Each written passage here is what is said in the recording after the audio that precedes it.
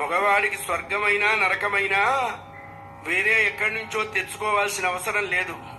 ఆ ఇంట్లో ఉన్న దాని వల్లే ఉంటుంది. స్వర్గం ఎప్పుడు ఉంటుందండి? వాడి మాట వినే ఇల్లాలుంటే వాడికి అదే స్వర్గం. యమధర్మరాజు, పెద్ద దున్నపోతు, ముద్దు కత్తులు ఏం లేవు.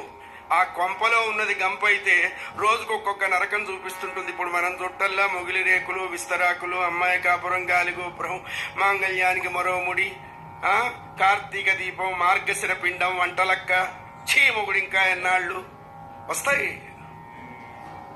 అందుకనే అన్యోన్యమైన దాంపత్యం 63 లాగా ఉండాలి. 6 3ని చూస్తుండాలి, 3 6ని చూస్తుండాలి.